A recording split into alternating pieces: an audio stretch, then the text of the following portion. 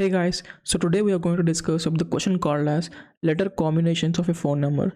So this is a medium question from Leetcode and it also has good number of likes as well. So let's start reading the question. So given a string containing digits from 2 to 9 inclusive, return all positive letter combinations that the number could represent. Return the answer in any order. So what they're trying to say is they will be giving you a string which contains some digits and the digits will be in the range of 2 and 9, and I'll tell you why they are between 2 and 9. So you have to return all the possible letter combinations that a number could represent. So for example, let's take like when you use your phone, when you try to call someone, you'll be opening your number pad, right? So in the number pad probably looks like this, right? So it contains digits and it also contains letters as well. So if you see clearly, one doesn't have any letters, right? So we don't have to do anything with this one. So we can probably just ignore that one. And coming to 0 doesn't have anything, right? So we can probably ignore that one. So all you have to do is just bother about 2 3 4 5 6 7 8 9. So that's the reason why they have given 2 and 9 inclusive in the sense including 2 and 9. So what they're trying to say is you have to find all the letter combination that you can represent with the given digits. So for example, let's take you have something which looks like this. So let's say we have digits. This is a string, right? So the digits would be probably like 2 comma 3. So what they're trying to say is you have to find all the letter combinations using this 2 and 3. So as you can see here in this 2 and this 3, so 2 is mapped with ABC, right? So 2 is mapped with A, B and C, and similarly 3 is mapped with D, E and F. So using these letters you have to find all the combinations. For example, let's say in place of 2 you can only place A or B or C, or in the place of C you can only place D, E, F. So using these combinations you have to find all the combinations and return them in the form of, let's say, like a list or something. So for example, let's take the same example and let's find out how many combinations does this 2 and 3 have. So first, starting with 2, in 2 you can place A, in 3 you can place D. Similarly, in 2 you can place A and you can place maybe E. Similarly A, F. So another combination would be BD, BE and BF, and another would be CD, CE and CF. So these are the combinations which you can form using 2 and 3. So as there are three letters which are mapped to 2 and 3 letters which are mapped to 3, so the number of combinations would be 3 into 3, which would be 9 combinations in total. So that's the reason why there are 1 2 3 4 5 6 7 8 9. So that's the reason why there are 9 combinations for 2 and 3. So this is how like you normally find the number of combinations or the combinations for a given digits. So let's try to find how can we do this recursively. How can we do this by backtracking? Let's take the same example and let's find out. So let's take the previous example only. Let's take the previous example called as digits, and it has value of 2 and 3, which is in the form of a string. So now, as we have discussed before, we have to find the combinations, right?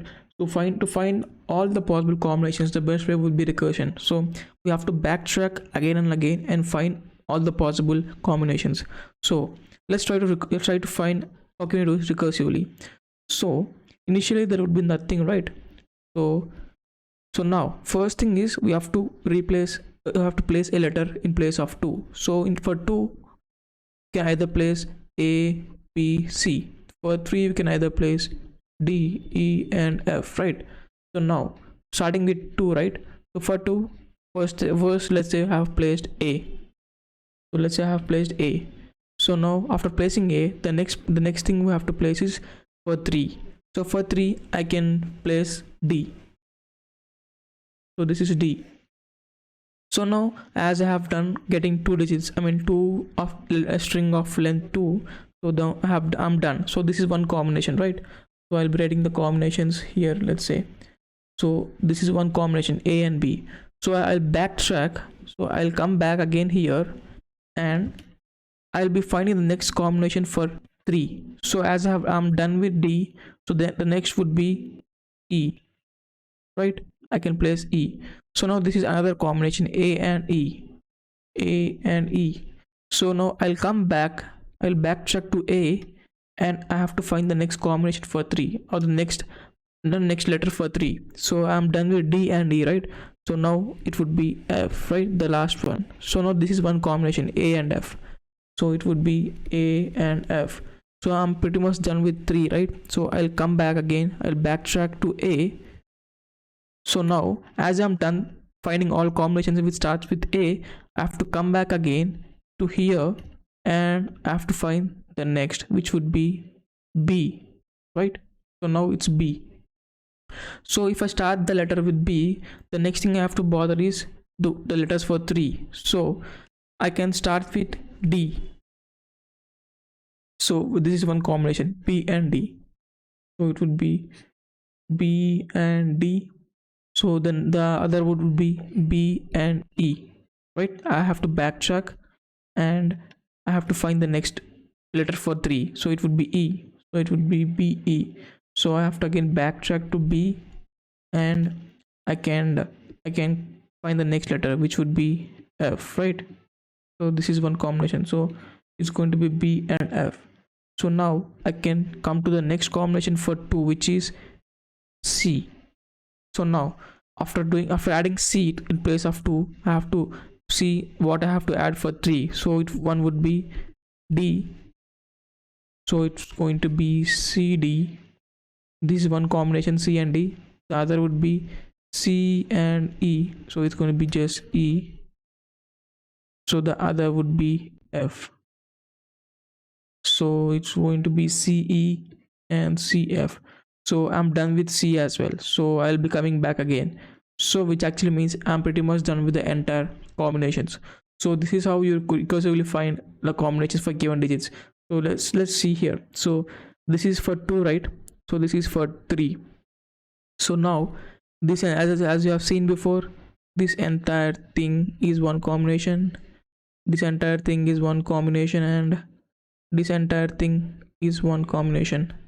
Similarly, like this would be one combination, BD, and this would be one combination, BE, and BF would be one combination.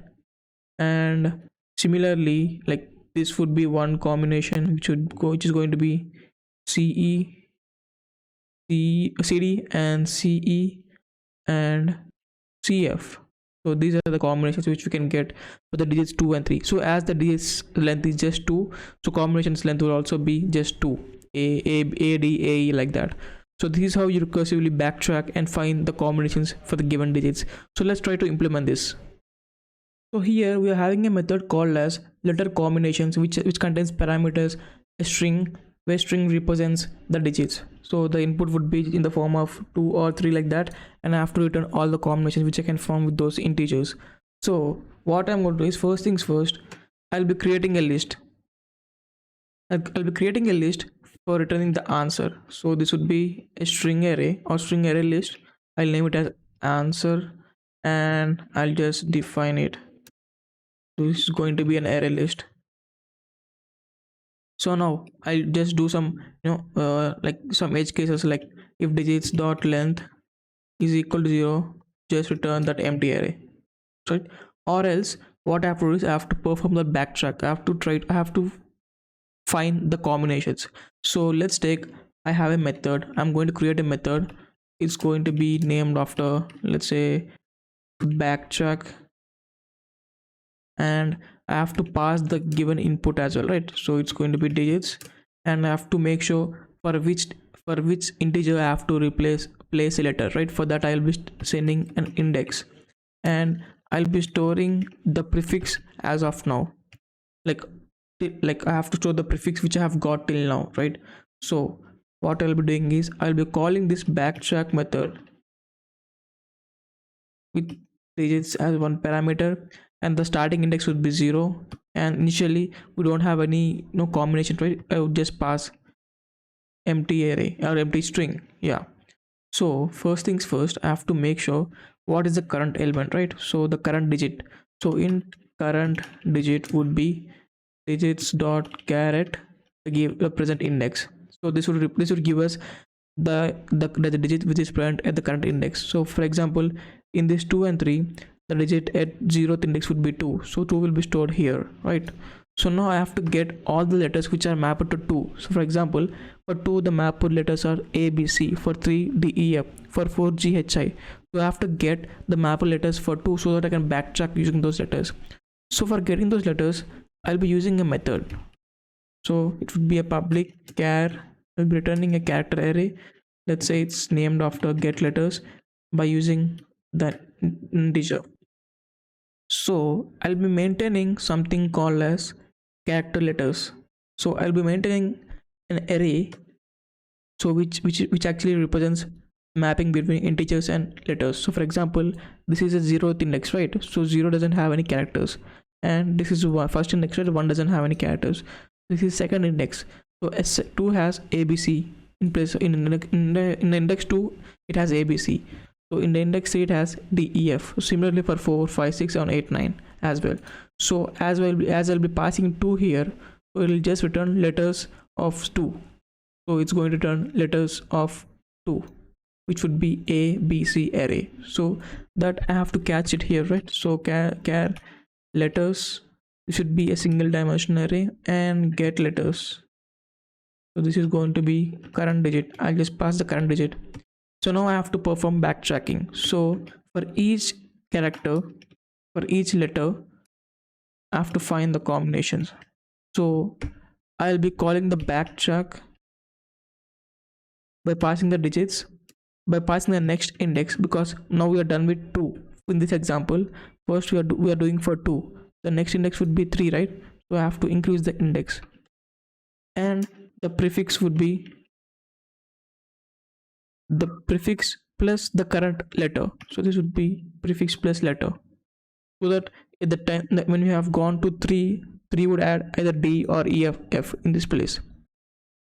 So this is the backtrack function. So we have missed a base case, so we have to make sure if prefix dot length is equal to digits dot length, that actually means we have got a combination, right? So now what I'll be doing is I'll be just adding this prefix to the answer dot add prefix, and I'll just return from here, because we don't have to do it anymore, because the prefix is already of length, digits length. In this case it's already 2, right? If it is 2, then we can just return. So yeah, so this would do the backtracking, and at the end what I have to do is I have to just return the answer, which is the combination of given digits, and they'll be stored in this list. So this is pretty much the solution, pretty much the implementation of the code. So let's try to run this code.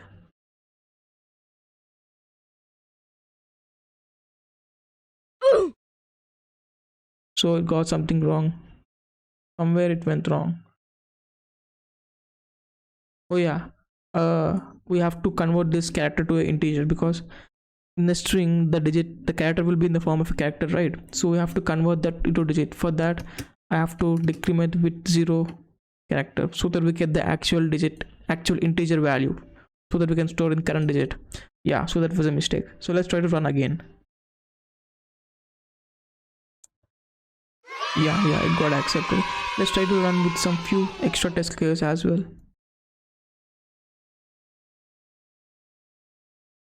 Cool. So let's try to submit this.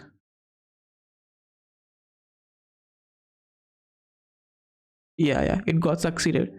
So as I said before, like most of it would be backtracking only. We just have to find all possible combinations, right? So when you have to do something to find all possible ways or all possible combinations like that, you most probably have to do recursion or backtracking, right? So even in this solution, as you have to find all possible combinations, we have to do backtracking. So this is how you find letter combinations for a phone number. So if you like the video, please make sure you like and subscribe. Thank you.